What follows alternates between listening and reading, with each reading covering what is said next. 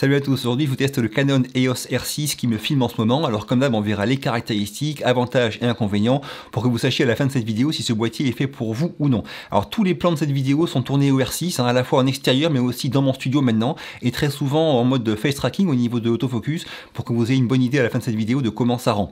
Cette vidéo n'est pas sponsorisée, j'ai pas été payé, j'ai juste emprunté le R6 dans un magasin qui s'appelle Image Photonis et qui me permet d'emprunter n'importe quel boîtier pour vous en faire un test objectif. C'est parti.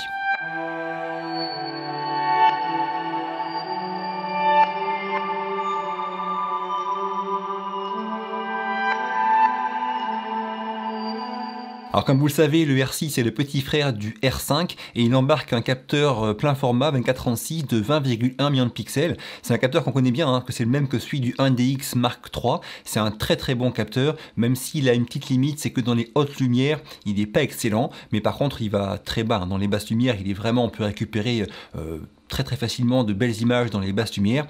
Donc au niveau plage dynamique, c'est un peu son point faible, il est en dessous du Lumix S5 dont j'ai fait le test récemment. Au niveau plage dynamique, de toute façon le meilleur c'est le A7S III en ce moment, et le second meilleur c'est le Lumix S5 en fin 2020. Donc ce Canon R6 est en retrait au niveau plage dynamique, mais cela dit, dans les basses lumières et dans les lumières normales, ce capteur est vraiment excellent. Les 20 millions de pixels, ça paraît un petit peu léger maintenant par rapport à ce qui se fait, mais il faut savoir que c'est largement suffisant pour en faire des photos que vous pourrez vendre même en tant que professionnel.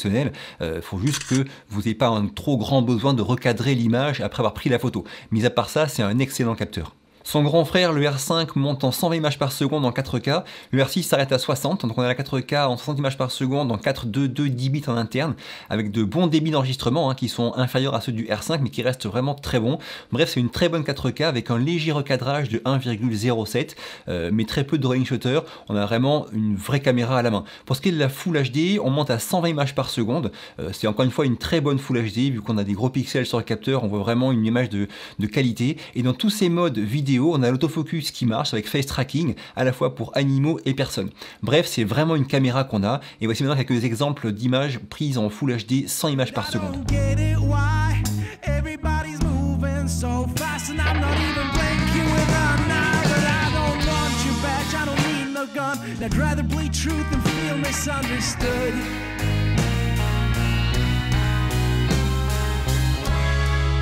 Sometimes I still feel it's all so dull. So why don't you take it all? Take it away from me. Someday I'll leave this place you live cities. Don't run away. Don't run away.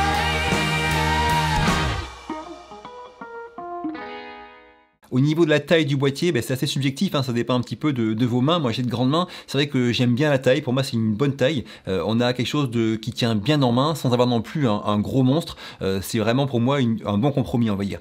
Au niveau des boutons et tout, moi ce qui m'embête un petit peu c'est cette molette là qu'on a récupérée sur le dessus, qui est pratique, mais par contre j'aurais bien aimé qu'on puisse y assigner en réglage C1, C2, C3 des paramètres vidéo. Ce n'est pas possible, les C1, C2, C3 ne sont paramétrables que pour des modes photo, c'est un petit peu dommage.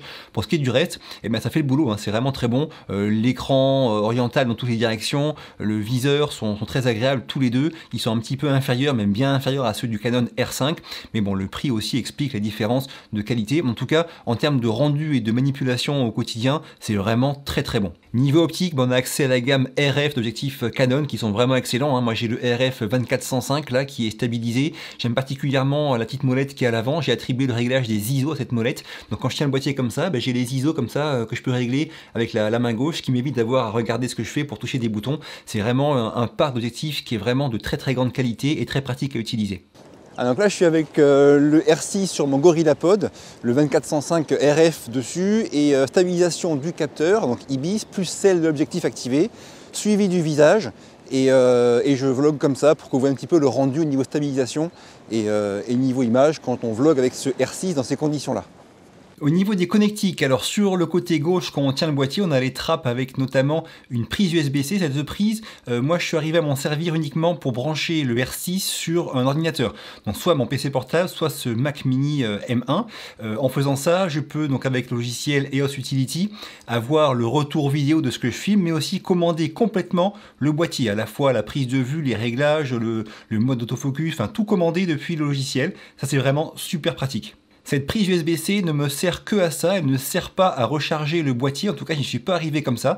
Dans le manuel c'est marqué qu'on peut le charger pendant qu'on l'utilise, mais je pense que c'est par la prise qui est en dessous, dans la trappe de la batterie, il y a une petite prise spéciale dont je n'ai pas la fiche ou le fil qui va avec. J'ai dû peut-être ne pas le prendre quand j'ai emprunté le boîtier à Image Photonis, et du coup moi je suis pas arrivé à charger le boîtier pendant que je m'en sers, ce qui est un peu dommage parce que la batterie est un petit peu limite on va dire, mais bon, c'est en théorie possible, mais j'ai pas pu l'essayer. Près de la prise USB-C, on retrouve la prise micro et la prise casque, et on a aussi une prise micro HDMI, donc c'est un peu dommage qu'il n'y ait pas du plein HDMI, mais bon, il y a une prise micro HDMI pour brancher le R6 sur un moniteur externe par exemple. J'ai testé ça et ça marche très bien, aucun souci. Enfin, côté droit du boîtier quand on le tient, on retrouve la petite trappe pour les doubles slots SD, donc on a deux cartes SD qu'on peut mettre dans ce R6, ce qui est très bien, moi ça me va, hein. Je préfère ça aux cartes CF Express qui sont sur le R5, qui coûtent beaucoup plus cher.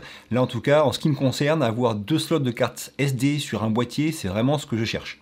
Alors ce design, ce placement des boutons, des connectiques, mais aussi le programme logiciel à l'intérieur en font un boîtier que je trouve vraiment intuitif, hein. J'ai pas du tout galéré à le prendre en main. Les menus, je les trouve, bon, c'est très subjectif, hein, mais je les trouve vraiment bien rangés et clairs. Alors par contre, il y a des petites limitations techniques qui n'évolueront pas et des petites choses qui sont des fois rangées bizarrement. On voit ça maintenant. Alors première limite, j'en ai parlé tout à l'heure, c'est le fait que les programmes, la C1, C2, C3, ne soient dédiés uniquement que à la photo et pas à la vidéo. J'aurais bien aimé mettre par exemple un réglage directement 100 images par seconde sur C1 par exemple, mais bon, c'est pas possible. Seconde petite limite qui est bizarre je trouve, qui est pas hyper gênante, mais qui est un peu gênante quand même, c'est que l'histogramme, on le voit avant d'enregistrer, et dès qu'on déclenche l'enregistrement vidéo, l'histogramme disparaît. Alors sur les plans où je bouge en cours de plan, j'aurais bien aimé avoir un petit peu l'histogramme pour voir si je suis pas sous-exposé ou surexposé parce que j'ai bougé pendant le plan. Ça peut se corriger je pense au niveau software, mais en tout cas pour l'instant l'histogramme disparaît dès qu'on filme. Troisième point qui m'a un peu surpris au début, alors je sais pas si c'est moi qui n'ai pas trouvé la fonction, mais quand on va dans le petit bouton play là, pour voir les photos et vidéos enregistrées, on ne peut les supprimer que une par une et pas par sélection. Par contre pour faire ça, pour supprimer plusieurs photos en même temps, j'ai dû repasser par le bouton menu, aller dans l'onglet lecture, et là par contre on peut effacer un groupe de photos. Je ne sais pas, j'ai pas réussi à trouver comment faire pour pouvoir effacer une sélection de photos directement en appuyant sur le bouton play dans le mode lecture du bouton play, quoi. Bon, c'est pas hyper gênant, mais bon, repasser par la touche menu, puis après le mode lecture pour effacer un groupe de photos, c'est un peu dommage que ce soit pas possible directement dans le bouton play. Mis à part ces 3 points, qui sont pas hyper graves du tout, hein, tout le reste c'est un vrai régal.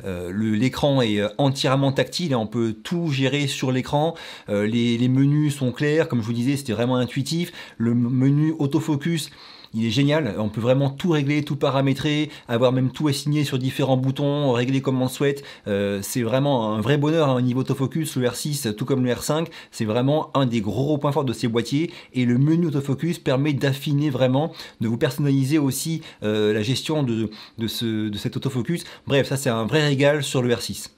Alors on va faire le classique test de suivi de visage avec l'autofocus. Donc là je suis en détection de personne. Je vais faire le truc classique, hein. Je vais disparaître du champ par en bas. On voit le temps que ça met à aller sur le fond. Je reviens et on voit le temps que ça met à me retrouver. Je vais disparaître du cadre par le côté. Et j'y reviens. Hop, encore par en dessous. Et j'y reviens. Derrière moi c'est le vieux Cannes, hein. C'est le Suquet, le vieux quartier de Cannes. Je vais être tout près de l'objectif, voir si c'est bien mis au point rapidement, et je vais reculer tout au fond et regarder à la fois comment ça reste au focus sur moi, mais aussi comment l'arrière-plan devient net, sans aucun pompage, sans rien du tout. Donc ça c'est vraiment bien efficace. Je ne peux quand même pas finir à l'eau, et je reviens. Pareil, le focus me suit parfaitement. Toujours le petit carré qui est sur moi et sur l'œil. C'est vraiment, en ce qui me concerne, le meilleur autofocus que j'ai vu, mais j'ai pas testé celui du Sony A7S III. En gros, on est équivalent, en tout cas comparable à un super autofocus comme celui du Sony ZV-1 qui lui est un compact 1 pouce. Alors que là, on est sur du plein format. C'est magique pour moi qui viens de chez Panasonic. Ah donc je vous le redis, hein, l'autofocus du R6, tout comme celui du R5, c'est vraiment parmi les meilleurs du moment. C'est quasiment infaillible. S'il se trompe, c'est probablement que vous avez mal réglé votre mode d'autofocus, parce que franchement, alors déjà en conditions standard normales comme là maintenant, il vous bloque, il vous lâche jamais. Et après, toutes les possibilités de réglage qu'il y a et de suivi des personnes ou des animaux sont vraiment super. Hein. Dès qu'on voit quelque chose, hop, on peut bouger le petit carré en appui, ça verrouille la cible et ça la lâche plus. C'est vraiment ultra efficace, ultra performant, ultra puissant. Là-dessus, c'est un vrai régal. Alors, une fonction que j'adore, c'est quand j'utilise le boîtier comme ça en me servant du viseur optique, eh bien j'active un mode qui me permet d'utiliser l'écran comme trackpad. Donc la partie droite de l'écran agit comme un trackpad et je peux avec mon pouce droit comme ça déplacer le collimateur pour aller prendre une cible que je veux. Ça c'est vraiment mais hyper réactif, c'est un bonheur à utiliser et dès que j'ai une cible, que ce soit avec ce mode là ou en mode sans utiliser le viseur optique, j'appuie sur le bouton et ça verrouille la cible et ça ne la lâche plus après. Je peux bouger comme ça va toujours rester en focus sur la cible ce que j'ai verrouillé en fait. C'est vraiment, mais c'est un régal. Bien sûr, on a la touche Q pour permettre d'avoir un menu rapide, pour changer rapidement des paramètres, des fréquences d'images par seconde ou comme ça. C'est très pratique hein, pour ne pas avoir à repasser par la touche menu. Et aussi le petit bouton MFN là, qui est au-dessus du déclencheur, qui est aussi très pratique pour avoir accès à différentes fonctions rapides. Le bouton dédié au focus, enfin bref. Encore une fois, c'est un boîtier qui se manipule rapidement et c'est vraiment une très bonne chose. Voilà, si vous avez vu des vidéos sur le Canon R6, vous avez forcément dû entendre parler de problèmes de surchauffe. On parle de ça maintenant. Est-ce que le R6 surchauffe encore? Là, j'ai mis la version 1.2 du software. Enfin, je crois que c'est 1.2, il me semble. Enfin bref, c'est la dernière version à jour du software qui a apporté des améliorations quant à la surchauffe. Et je vous dis maintenant vraiment ce qu'il en est pour voir si c'est gênant pour vous ou non. Alors la surchauffe des boîtiers est généralement causée par les cartes mémoire qui y sont insérées. Donc par exemple sur le R5, la carte CF Express elle peut monter jusqu'à quasiment 100 degrés quand elle surchauffe et c'est ça qui cause l'arrêt du boîtier. Donc sur le R6, sachez-le aussi, ce sera à cause de la surchauffe des cartes SD qu'il y aura un souci. Dans la pratique, bon voilà, j'ai fait un test. J'ai pu enregistrer d'abord une demi-heure continue en 4K à 25 images par seconde, 422 10 bits interne, sans aucune alarme de surchauffe. Après il s'est coupé parce que c'était la limite d'une demi-heure maximale d'enregistrement. Mais dans la foulée, alors même pas 3 secondes, j'ai relancé sans souci. Ça a réenregistré une demi-heure de plus. Et après, j'ai eu le signal de surchauffe qui est apparu qu'au bout de 1h04, 1h05, je crois. Je vous mets ça à l'écran pendant que je vous parle. Donc voilà, en gros, maintenant, aujourd'hui, avec la version du firmware 1.2, la dernière mise à jour possible, ce R6 ne surchauffe qu'après plus d'une heure d'enregistrement en 4K à 25.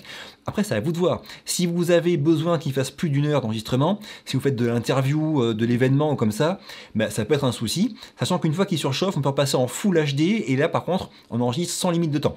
Donc ça, c'est à vous de voir. En ce qui me concerne, vu comment moi j'utilise le boîtier, que ce soit en prestation ou pour ma chaîne YouTube, ce n'est pas du tout un souci. Mis à part ce test où je suis allé chercher les 1 heure continues, je n'ai jamais eu de signal de surchauffe, malgré de gros enregistrements, de grosses vidéos, avec le boîtier qui était allumé pendant plus de 2 heures, avec faire que enregistrer, arrêter, et je n'ai jamais eu le moindre signal de surchauffe. J'en ai parlé aussi à Une Bolée d'air, je mets sa chaîne YouTube sous la vidéo si vous voulez jeter un coup d'œil, c'est vraiment intéressant, qui a aussi le R6, et Une Bolée d'air, lui, bah, il a eu non plus aucun souci avec la surchauffe. Donc voilà, sachez que la limite c'est vraiment en gros vers les 1 heure, et c'est à vous de voir ce que vous voulez faire, si ça peut être gênant pour vous ou non.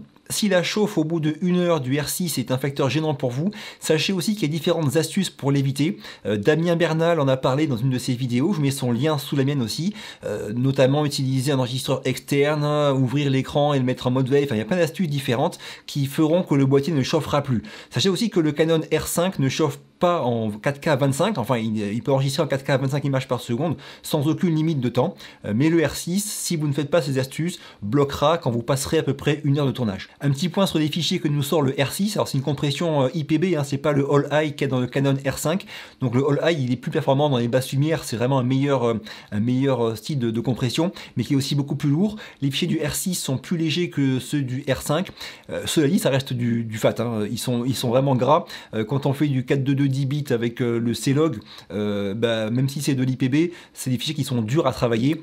Sur DaVinci Resolve, que ce soit sur mon Mac ou sur mon PC, ça a du mal des fois à les lire. Le PC, il arrive quasiment pas à les lire sans saccade. Le Mac Mini M1 y arrive sans saccade, sans souci. Mais si j'en mets deux superposés, par contre, là, ça commence à saccader. Bref, ce sont des fichiers qui sont assez lourds en vidéo et pour lesquels il faudra sûrement utiliser des proxys ou des médias optimisés. Alors voilà, pour conclure, c'est vrai que ce test du R6, je voulais vraiment voir ce côté chauffe parce que beaucoup de gens en avaient parlé et je pensais vraiment que j'allais être bloqué par ça. Et c'est vraiment une très très bonne surprise parce que ce facteur qui était le seul qui m'embêtait sur le R6, en fait, n'est pas du tout gênant pour moi. Ça, c'est vraiment une très bonne nouvelle. Mis à part ça, tout le reste, c'est un vrai régal. Parfait, non, il y a forcément des trucs que j'aurais bien aimé voir et j'en ai parlé aujourd'hui, mais mis à part ça, c'est un excellent boîtier, c'est peut-être le meilleur que j'ai eu entre les mains jusqu'à maintenant, et dès que je pourrai, je vais l'acheter, sauf si j'attends un peu plus pour acheter le R5, parce que tant en photo qu'en vidéo, c'est une machine de guerre. Pour moi aujourd'hui, c'est peut-être le meilleur boîtier au niveau de la polyvalence photo et vidéo. J'ai parlé assez peu du côté photo aujourd'hui, mais c'est vraiment excellent au niveau des photos, tant la qualité que aussi la vitesse des rafales, l'autofocus, enfin c'est vraiment un excellent boîtier photo et c'est aussi un excellent boîtier vidéo. Donc après c'est à vous de voir ce que vous en pensez. En tout cas, si vous intéresse, sachez que mon partenaire Imagephoto-Nice vous fait une offre comme d'habitude quand je fais un test de boîtier avec eux. Donc avec le code MONSPORT R6 et un lien que je mets sous la vidéo, vous aurez en achetant le boîtier chez eux, une batterie offerte et les frais de port offerts. Alors pour ceux qui ne le savent pas, Image Photo c'est vraiment une grande chaîne, il y a 19 magasins en France, donc si vous achetez le R6 chez Image Photo Nice et qu'il y a un souci, vous pouvez le déposer en SAV à Image Photo Lyon, Montpellier, Nantes ou Paris sans aucun souci, ou le renvoyer à Image Photo Nice. Au niveau SAV c'est vraiment top, c'est des gens qui sont sympas, compétents, et en plus c'est grâce à eux que je peux faire ces tests de boîtier pour vous. Mais moi j'ai fini pour ce test, j'espère qu'il vous aura été utile et qu'il vous aura plu. Si c'est le cas, un petit pouce bleu, pensez à vous abonner, ça m'aide beaucoup. Je vous quitte, à très vite et d'ici là, bougez-vous purée, bougez-vous.